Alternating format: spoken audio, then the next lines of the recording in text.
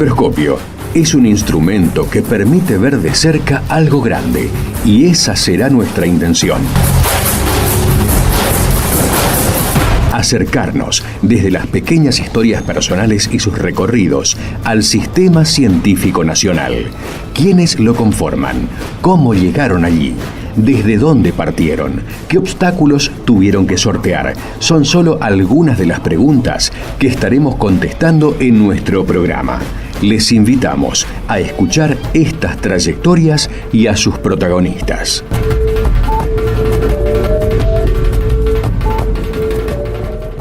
Buenas tardes, estamos aquí en Macroscopio como todos los lunes. Hoy vamos a hablar con el doctor Pablo Dale.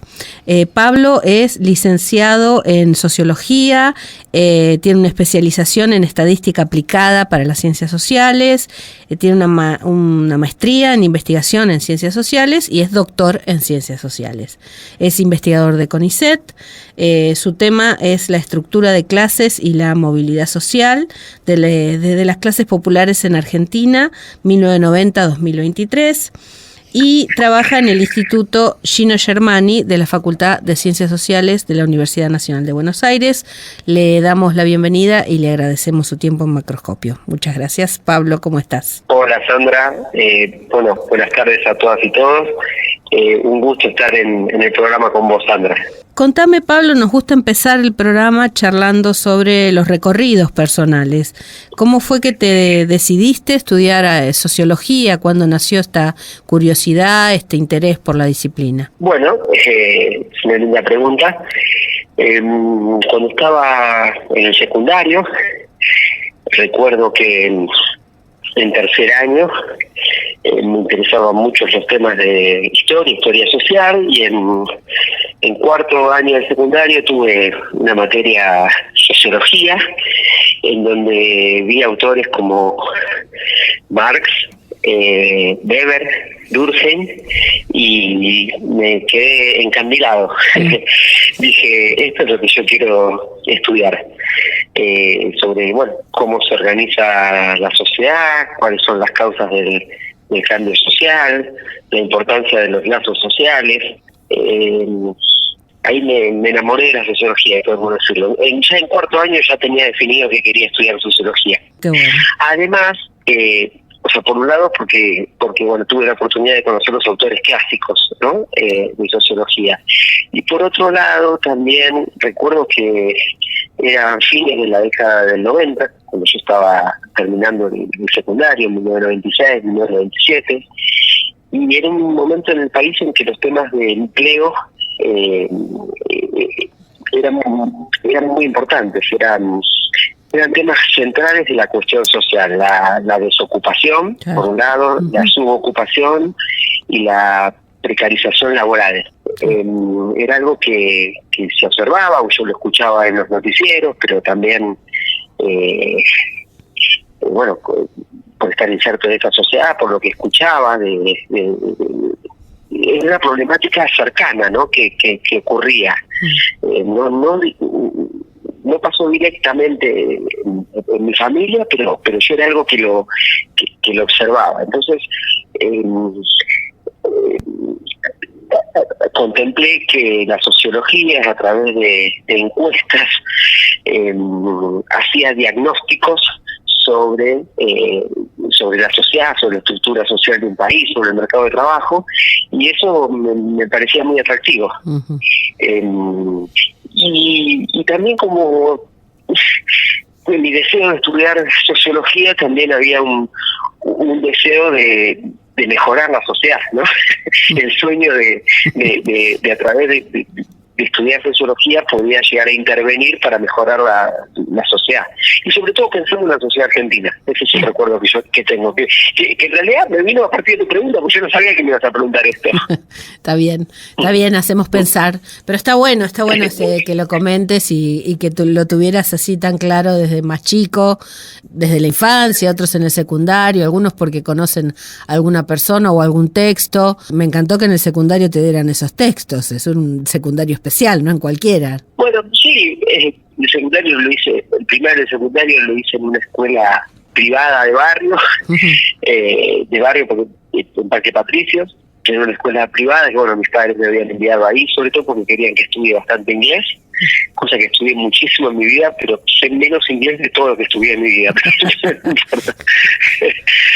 Pero bueno, ese era bueno, por eso me enviaban a esa escuela. Pero tenía en el secundario, yo hice un bachiller pedagógico y tenía un programa piola, que tenía varias materias, tenía sociología 1 y 2, tenía bastante historia social argentina, tenía materias pedagógicas, tenía psicología social, bueno. Bien nutrido.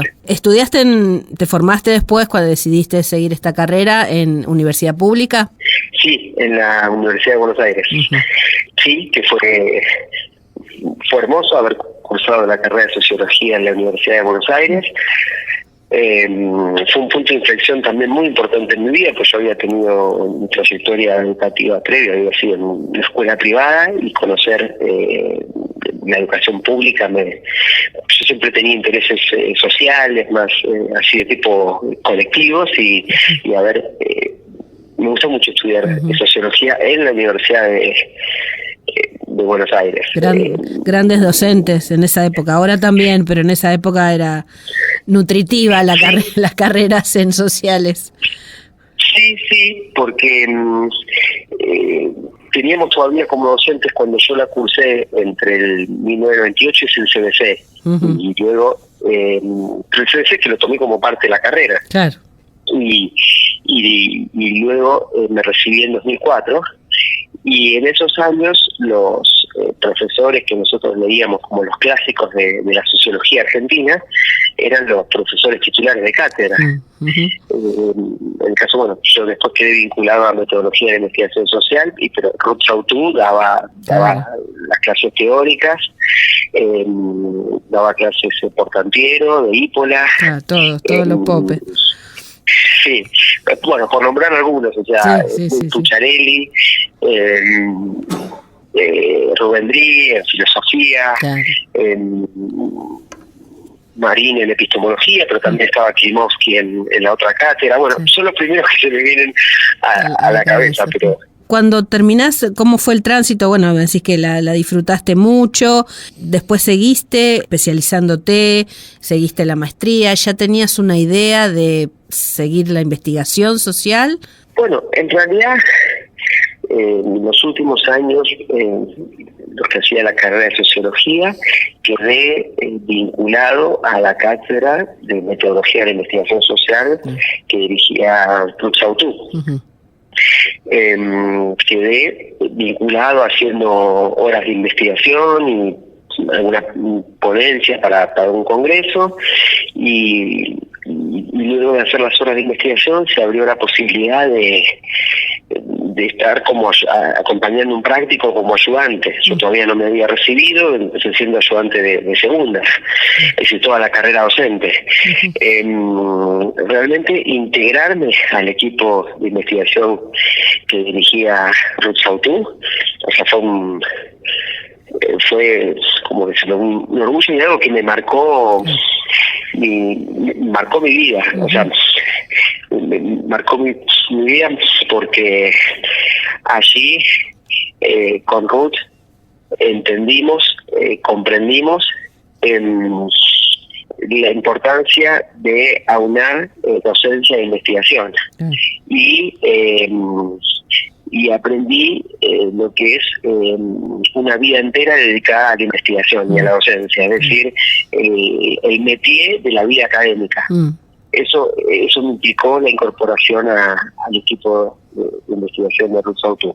Los primeros años para mí, siempre la carrera fue ardua, ¿no? Pero al principio yo también daba clases en la escuela secundaria, en la escuela secundaria en la que yo había ido, que tenía muchas materias sociales, sociología 1 y 2, problemática sociocultural del mundo contemporáneo, una materia que se llama formación cultural argentina. Entonces, cuando yo estaba próximo a recibirme de sociólogo, me incorporé como profesor en la escuela secundaria en la que yo había ido. Entonces, combinaba esas dos actividades profesionales, de desempeño profesional, ¿no?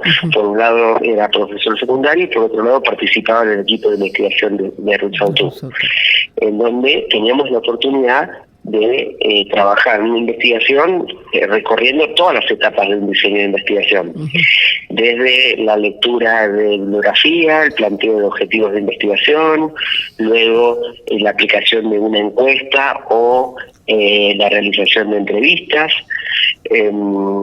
y el análisis de los datos, a los que Ruth le daba muchísima importancia para que, o sea, los estudios no queden en el aire, simplemente en discusiones teóricas, sino que le pongamos mucho énfasis al análisis de datos. Ahí aprendí a hacer análisis de datos, más que en la carrera, porque en la carrera uno estudia de cómo debe ser el análisis de los datos, pero en el equipo de investigación de Ruth, o sea, me formé bastante en la producción de evidencia empírica y el análisis de evidencia empírica.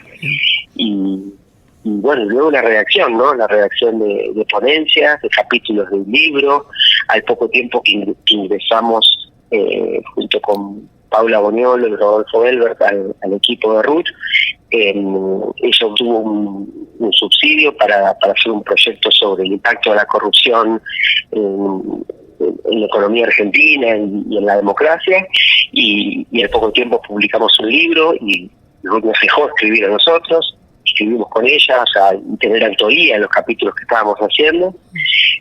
Así que fue una iniciación en investigación muy importante. Y por último, para no olvidarme, porque se me van hilando un montón de temas en la cabeza, me marcó tanto mi ingreso al equipo de investigación de Ruth que mi compañera de vida, y con quien tengo 2 hijas, o sea, la conocí en el equipo de investigación de Ruth.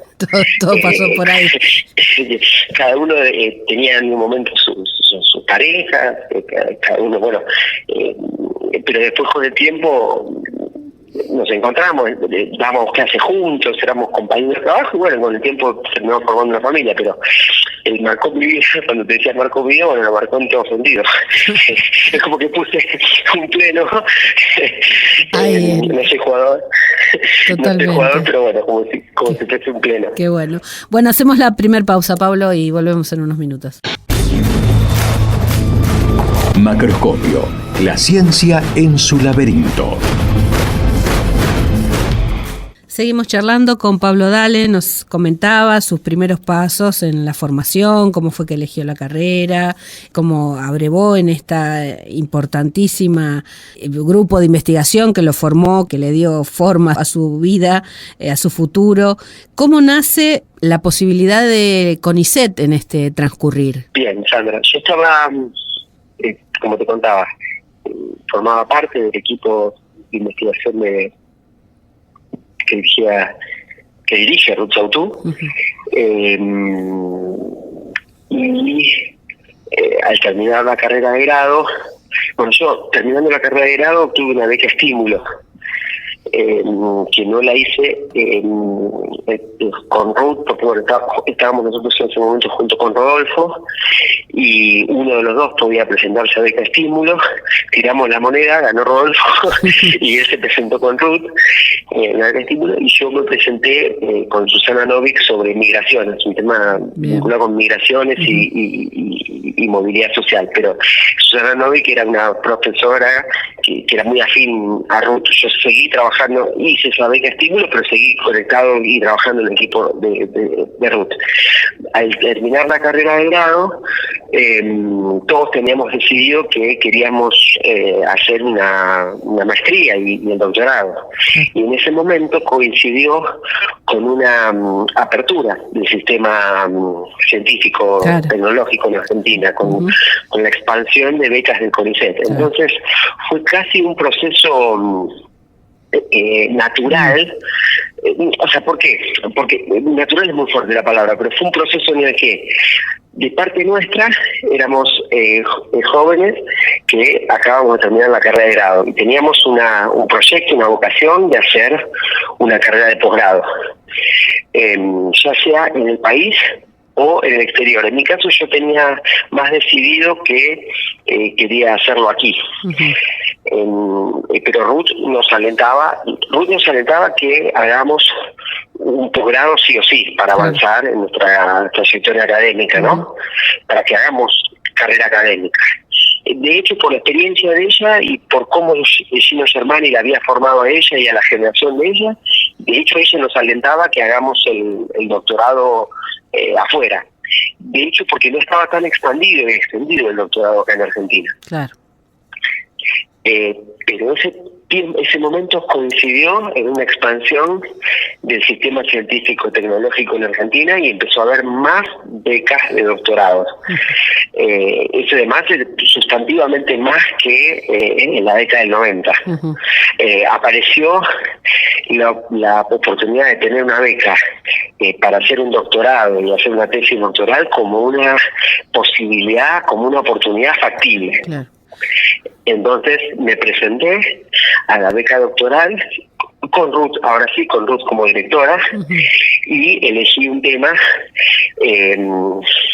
que era parte del legado de Gino Germani, y Ruth se había formado con Gino Germani, que es el estudio, el análisis de la movilidad social, uh-huh. intergeneracional, sobre todo movilidad social desde las clases populares.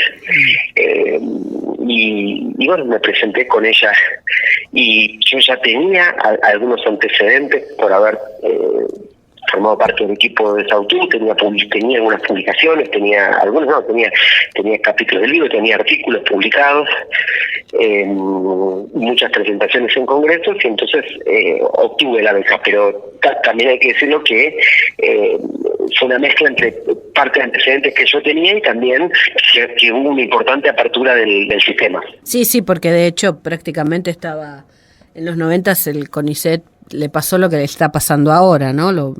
Con esa igual política neoliberal a cargo de Menem, prácticamente se vació, se disolvieron laboratorios, la gente migró, se cerraron las carreras, las becas, los ingresos, las promociones, o sea, fue un horror que tardamos años en poder levantar y ni siquiera lo logramos, ¿no? Y ahora otra vez nos viene el sablazo, pero de eso vamos a hablar más adelante si es que hablamos de eso. En principio, me gustaría que comentes, bueno, hablaste de eso, ¿no? Nombraste el concepto de movilidad social y qué es lo que, digamos, ha hecho que te convoque a esta entrevista, precisamente que expliques un poco qué es la movilidad social, qué entendemos por movilidad social. Bueno, la sociología trabaja la movilidad social. Hay dos tipos de movilidad social. Una puede ser movilidad social intergeneracional u otra movilidad social intrageneracional. La movilidad social intrageneracional trata de el paso de una clase social a otra entre 2 o 3 generaciones. La sociología trabaja dos tipos de movilidad social: la movilidad social intergeneracional y la movilidad social intrageneracional. La movilidad social intergeneracional implica el paso de una clase social a otra, o también una trayectoria de reproducción entre al menos 2 generaciones, de padres a hijos. O también existen en la actualidad estudios que trabajan 3 generaciones, abuelos, padres e hijos, aunque lo más común es entre 2 generaciones, entre padres e hijos.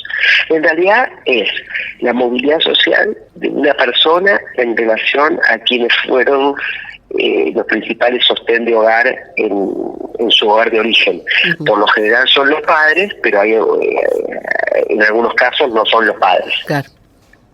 Y la movilidad social intrageneracional es la que las personas tienen a lo largo de su trayectoria de vida, desde su ingreso al mercado ocupacional hasta su salida, ¿no? Incluyendo también la etapa de jubilación en relación a lo que pudo realizar en su trayectoria ocupacional, ¿no? Uh-huh. Una aclaración importante: los estudios de movilidad social parece como si solamente estudiasen el movimiento, ¿no? El pasaje de una clase social a otra, el paso de una clase social a otra, pero también dentro de los estudios de movilidad social se estudia la herencia o reproducción en la posición de clase de origen, tanto en la movilidad social intergeneracional como en la intrageneracional, ¿no? De hecho, lo más común es la reproducción de clase, ¿no? Uh-huh. Seguimos hablando de clases, pese a que esos términos como que se han desdibujado o se han estigmatizado.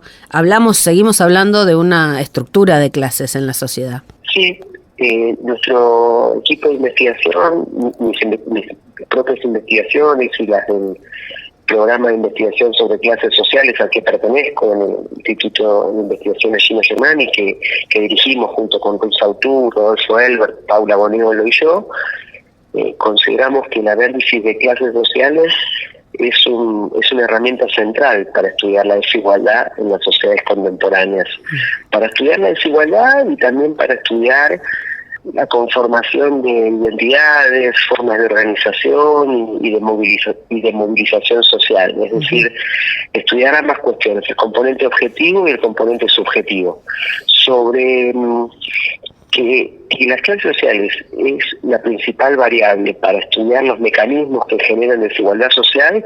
No tenemos ningún tipo de dudas, porque los estudios que realizamos lo reafirman, más que el género, más que la condición de migrante o no migrante, la ciudadanía, incluso que el origen étnico. Bueno, te hablé de varias variables que pueden ser independientes. En estudios de desigualdad, la clase social muestra que tiene mayor efecto que las otras variables que acabo de mencionar en el estudio de la desigualdad, ¿no? Desigualdad de ingresos, desigualdad de oportunidades de vida en términos más generales, desigualdades de oportunidades de movilidad social, desigualdad de oportunidades educativas para los hijos, etcétera, ¿no? Sí está un poco más en cuestión en qué medida las clases sociales siguen constituyendo el principal clivaje de conformación de identidad, de organización y de movilización social, pero aunque eso puede ser que esté más en discusión, nosotros en varios estudios mostramos que la clase social es una variable que continúa teniendo fuerza también en este plano subjetivo. Hacemos otra pausita, Pablo, y volvemos en unos minutos. Macroscopio. Investigar. ¿Para qué? Continuamos charlando con Pablo Dale. Estábamos hablando, de su tema, que es el estudio de la movilidad social.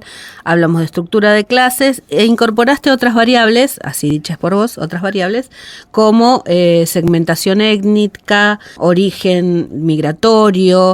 ¿Cómo se mezclan estos conceptos en el análisis o cómo se utilizan estos conceptos, qué aportan, cómo lo enriquecen? Bueno, en mi línea de investigación trabajo bastante la interrelación entre clases sociales y origen étnico, por ejemplo, ¿no? El origen étnico que en gran medida está vinculado en Argentina con el origen migratorio, con la ascendencia, ¿no?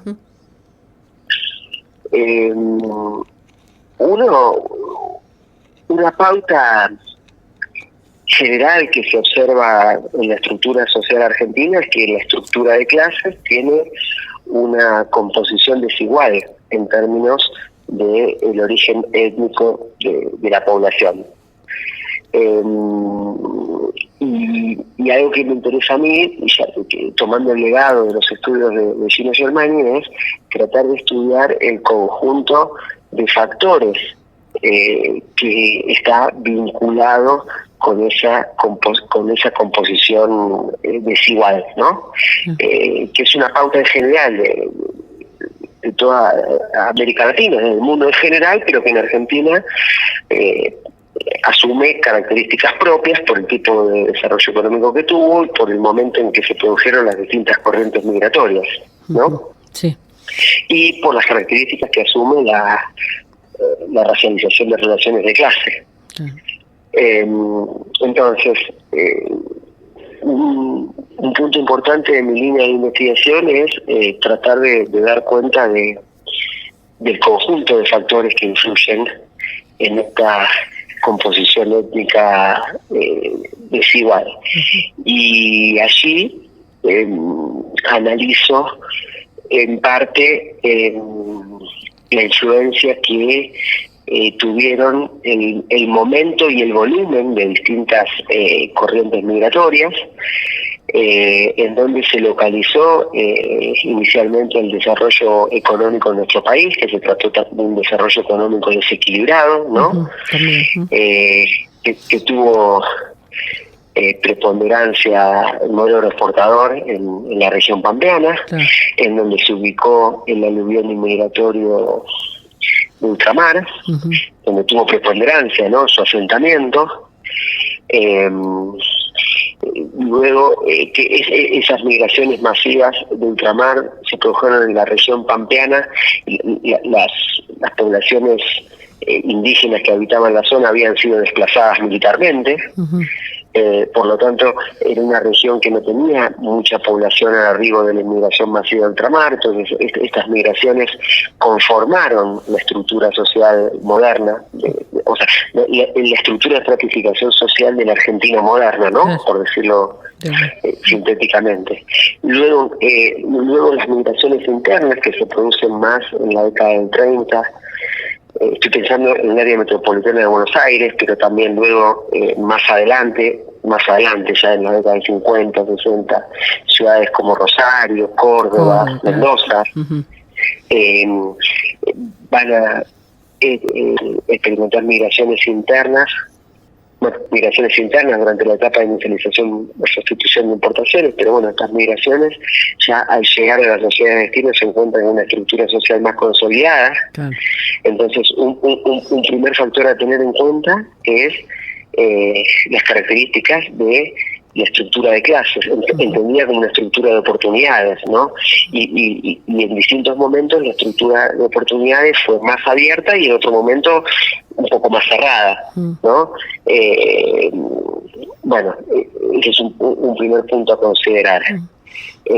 Luego también otro factor estructural es de tipo cultural y está vinculado con procesos de discriminación, de racialización de relaciones de clases, un término que utilizaba mucho Mario Barbulis, ¿no? Entonces, como los procesos de racialización inducen la reproducción de determinados grupos en las clases populares, ¿no? O sea, obturando canales de ascenso social, ¿no? Oportunidades de ascenso social. Y otra cosa que decías recién que me parecía importante resaltar es, bueno, también esta estructuración, esta estratificación de clase que pesa en el origen, digamos, de la clase social y también en el lugar donde se asientan, por alguna manera, ahora que estamos hablando de esta inmigración no es lo mismo, evidentemente no ha sido lo mismo la inmigración asentada en La Pampa o en Buenos Aires que en Córdoba, en Rosario, en Mendoza, y ni hablar de la Patagonia o nosotros, ¿no? El NOA o el NEA. Bueno,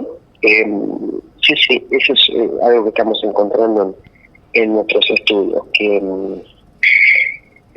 porque nosotros realizamos varios estudios por encuestas, ¿no? Que nos permiten estudiar a partir de análisis estadísticos multivariados la influencia de distintas variables.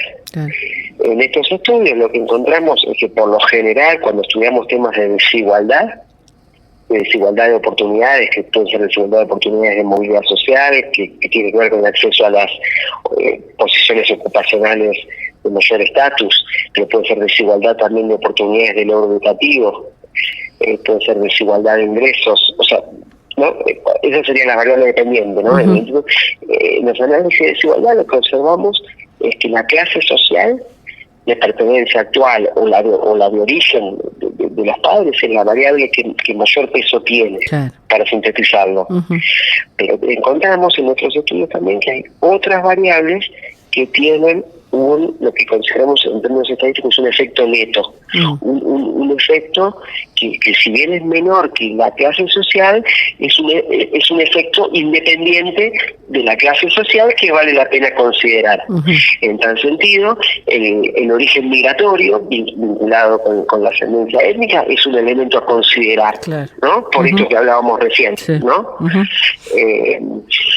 Por otro lado, la ubicación geográfica de donde se reproduce un hogar también delimita un campo de opciones, de oportunidades, en algunos casos limitando, ¿no? Y en otros casos favoreciendo oportunidades. En tal sentido, por ejemplo, en la área metropolitana de Buenos Aires, las corrientes migratorias europeas, por haber llegado antes, ocuparon las posiciones de la capital federal, del primer cordón del conurbano bonaerense, ¿no? O más cerca del tren, ¿no? En las estaciones. Y luego las corrientes migratorias posteriores tuvieron que ubicarse asentarse en espacios más desventajosos, ¿no? Claro. En términos educativos y ocupacionales. Claro. Sí, eso es categórico, ¿no? Cuando uno lo ve en un mapa, ahora estabas hablando y se me ocurrió el mapa del tendido del extendido de red ferroviaria, exactamente, ¿no? Y cómo se ubicaban esos pueblos alrededor o cercanos a la vía del tren y cómo desaparecieron después también, ¿no? Grandes ciudades y poblaciones precisamente por el cierre del tren, ¿no? Estaba todo tremendamente conectado. Sí. Además de que el tren, la construcción y el sistema de ferroviario también era otro lugar donde había mucha movilidad social porque había trabajo, había educación, los hijos de los trabajadores accedían a educación que de otra manera no. Yo conocí particularmente el caso de Tucumán, del taller de Tafí Viejo. Bueno, no es el tema trenes, pero sí el impacto que tuvo esa población y ese poblamiento, digamos, muy ligado a las estructuras económicas, ¿no? De desarrollo. Sí, precisamente ahí tocas un punto importante, Sandra. En mis estudios de largo plazo y este análisis del vínculo entre las distintas corrientes migratorias y sus pautas de movilidad social, lo que observamos es que la Argentina tuvo amplia movilidad social ascendente desde las clases populares a las clases medias durante la etapa del modelo agroexportador, en donde sobre todo fue movilidad social ascendente de los inmigrantes de ultramar y de sus hijos, y también durante la industrialización por sustitución de importaciones. Y acá también involucrando a las migraciones internas y a los hijos de migrantes internos, porque es una sociedad dinámica en términos de expansión de oportunidades educativas, pero también una sociedad con un ethos incluyente, ¿no? Y con mayores espacios de sociabilidad interclases. Es un poco eran las características de esa sociedad. Pero al poco tiempo de que habían arribado las corrientes migratorias internas, y sobre todo las corrientes migratorias más del norte, porque en la década del 60, con la crisis de la industria algodonera en Chaco, y con la crisis de la industria azucarera, vinieron más migrantes del norte del país. Al poco tiempo de llegar esas corrientes migratorias del noreste y del noroeste, se empezó a desarticular la industrialización por sustitución de importaciones en Argentina, y esto afectó mucho a estas poblaciones. Totalmente. Entonces, esa es una grandes causas de por qué se extendió luego la marginalidad, ¿no? Claro. En el segundo y tercer cordón del conurbano bonaerense, por la desarticulación de ese proceso industrial que generaba oportunidades ocupacionales, ¿no? Claro. Y una sociedad más de una sociabilidad interclases, en donde en realidad los nuevos recién llegados tomaban como modelos para sus cursos de acción, para sus comportamientos, a quienes habían ascendido socialmente. Claro. Eso es una característica importante en los temas de movilidad social ascendente, ¿no? Cómo determinadas familias se van reflejadas en otras y tratan de imitar sus patrones de comportamiento. En realidad, en los procesos de movilidad social que nosotros veíamos en distintas corrientes migratorias, es que antes de producirse la movilidad social objetiva, hay una movilidad social, por decirlo en términos culturales. Está la meta a donde se quiere llegar, ¿no? Claro, hay un objetivo concreto. Sí, pero ese objetivo se conforma, es importante la sociabilidad interclases para que se conforme esa pauta cultural, ¿no? Uh-huh. Y por supuesto también una sociedad dinámica, claro, ¿no? Una sociedad una sociedad en expansión que brinde oportunidades materiales para hacerlo posible, ¿no? Porque no basta simplemente con la meta. Claro. Hacemos la última pausa, Pablo, y retornamos en unos segundos. Macroscopio, lunes de 18 a 19. Conduce Sandra Nicosia. Seguimos hablando con Pablo Dale. Bueno, ya para el final del programa, que se nos pasó volando, como suele ocurrir cuando las charlas son tan interesantes, en todas las variables y los conceptos que vertiste, hablaste del tema de la educación en la movilidad social, ¿no? ¿Qué impacto, qué importancia tiene la educación, el acceso a la educación en esta dinámica social? Bueno, es una pregunta muy importante. A ver, en los estudios de movilidad social hay que hacer una distinción técnica que es un poco difícil. A ver, por un lado está el análisis de tasas absolutas de movilidad social, y por otro lado el análisis de la movilidad relativa, de las chances de movilidad social, que está vinculado con la equidad de oportunidades, con la igualdad de oportunidades para la movilidad social. Entiendo. ¿Cómo? Entiendo, digo, la diferencia. Bien. En los estudios de tasas absolutas de movilidad social, en realidad lo que uno observa es, bueno, las personas que obtienen mayor nivel educativo tienden a tener mayores pautas de movilidad social ascendente, ¿no? O sea, eso se observa con claridad, no hay problema. La gran pregunta es si la expansión educativa logra de por sí una ecualización, una igualdad de oportunidades entre distintas clases sociales para independizar los orígenes de clase de los destinos de clase, ¿no? Bueno, y eso es algo más complejo, sí, porque son pocas las sociedades en las que logran con fuerza una mayor igualdad de oportunidades. Sí. Y lo que se ha mostrado es que las sociedades que, en varios estudios empíricos se ha mostrado esto, que las sociedades que más han avanzado en la igualdad de oportunidades no son solo las que logran mayor expansión de la educación secundaria y educación sobre todo superior, ¿no? Sino las que acompañan la expansión de la educación superior con políticas vinculadas con equiparar las condiciones de vida entre distintas clases sociales. O sea, ¿se entiende la idea? O sea, sí. O sea, no solo... entonces, en esa equiparación de condiciones de vida de distintas clases sociales a través de los ingresos, pero también a través del acceso a la salud y también del hábitat, ¿no? O sea, de acceso a una vida digna de distintas clases sociales, ¿no? Más parejo, es donde se logran disminuir más la desigualdad de oportunidades de logro educativo de nivel superior. Sí. Y con la culminación, con la graduación de nivel superior, se convierte en una herramienta fuerte de ascenso social para las clases populares. ¿Se me entiende la idea? Sí, totalmente.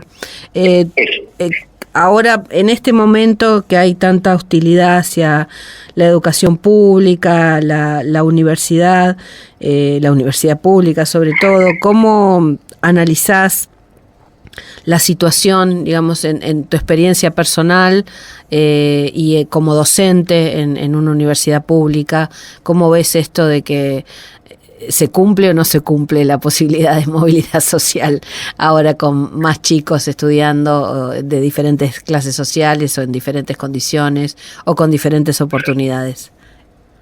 Bueno, algo que hemos encontrado en un estudio que hemos realizado en nuestro equipo de investigación es que en Argentina en las últimas décadas, vamos a decir en el siglo XXI, la expansión de universidades, la creación de universidades en regiones postergadas, históricamente postergadas, en barrios de clase obrera o clases medias bajas, por ejemplo el conurbano bonaerense, ¿no?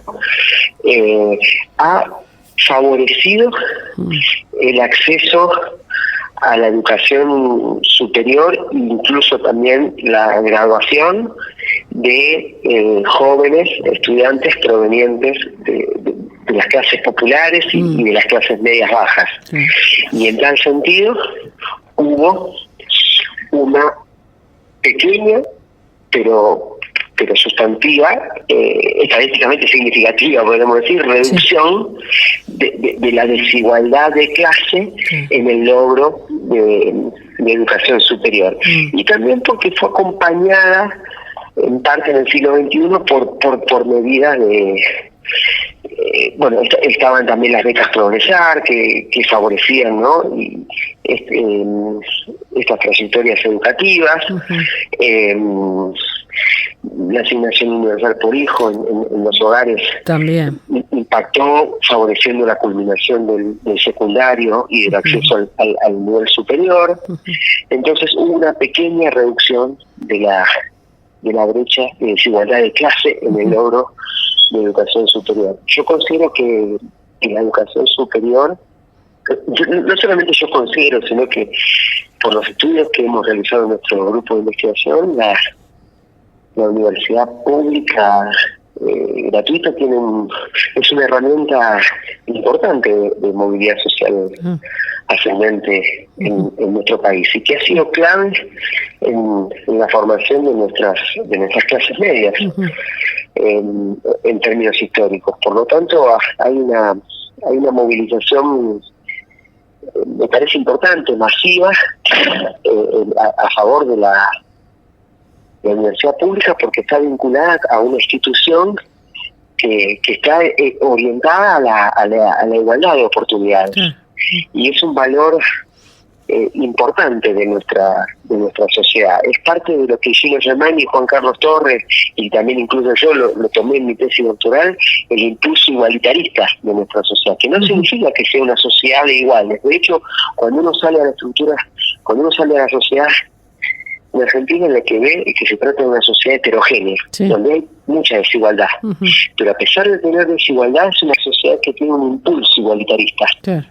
Es decir, en donde, por más que haya desigualdad, hay cuestionamiento a la desigualdad. No es una sociedad que se lleve muy bien con la desigualdad estatuida, o más propiamente dicha, con la deferencia, ¿no? Con que los que están abajo tengan que rendirle pleitesía a quienes están arriba.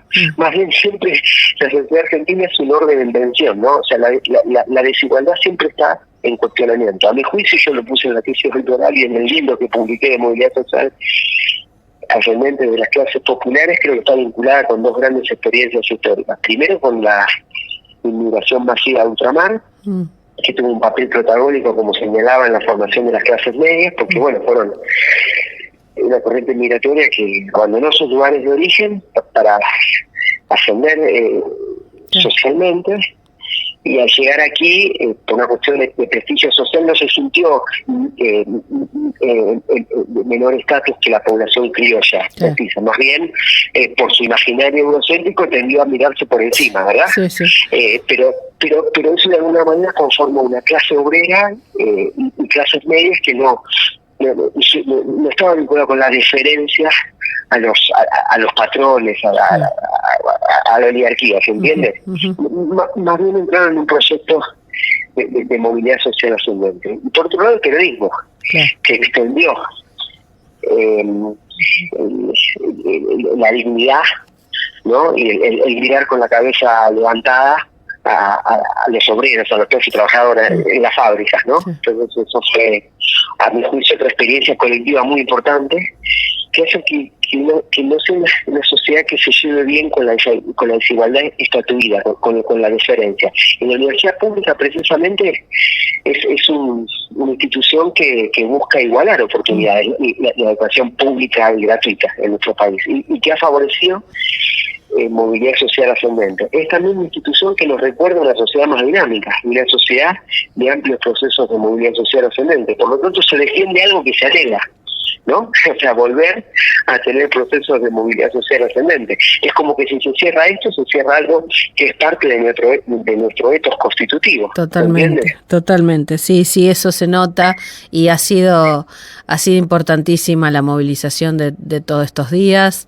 Veremos cómo sigue, qué nos depara este destino próximo, pero bueno, hay algo que sí, que es esta necesidad de defender la universidad pública, no solo del personal o de la población académica, ¿no? Docentes, no docentes, estudiantes, sino también de la comunidad, ¿no? Cuánta gente vemos hoy en las tomas, en diferentes facultades, apoyando a hijos, a nietos, la posibilidad de estudiar, eso queda, y espero que se siga adelante y que se siga defendiendo. Pablo, para terminar, sí. Si me queda un minutito para terminar. Esto no quiere decir que, o sea, la universidad pública en Argentina es perfectible, o sea, por supuesto, hay como todo. Hay cuestiones hay cuestiones para mejorar. De hecho, uno lo que observa en los análisis es que una gran característica que tiene el sistema universitario argentino público es la tasa de acceso, que es muy alta. Sí. Sin embargo, en el indicador de las tasas de graduación no nos va tan bien. Entonces, eso es un indicador importante a tener en cuenta para mejorar, pero hay que mejorar dentro del sistema. Claro.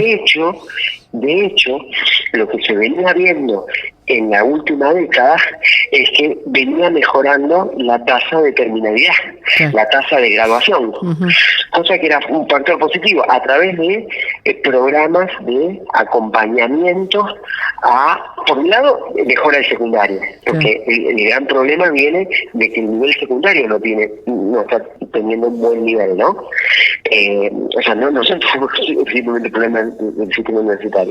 Y venía mejorando las tasas de graduación a partir de políticas de acompañamiento, de reforzar contenidos de matemáticas, de escritura, y hacerlo a lo largo de los años. Y veníamos mejorando en ese sentido. Entonces, pero se trata de seguir mejorando, porque Argentina cuenta con tener de las tasas de acceso más altas del mundo. Si logramos mejorar las tasas de graduación, tenemos un instrumento potentísimo de movilidad social ascendente, ¿se entiende? Sí, totalmente. Pablo, te agradezco muchísimo tu tiempo. A disposición Macroscopio para cualquier difusión de tus actividades, publicaciones, eventos, etcétera. Y bueno, muchas gracias por estar aquí con nosotros. Muchísimas gracias, Sandra, por la entrevista, la disfruté mucho, y bueno, muchas gracias, y estoy también a disposición para lo que se necesite. Hoy escuchamos en Macroscopio Paisano de Hurlingham por Divididos y Por los Redondos, El pibe de los astilleros y Juguetes perdidos. Nos encontramos el próximo lunes. Los saluda Sandra Nicosia, Operación Técnica Beco Blanco.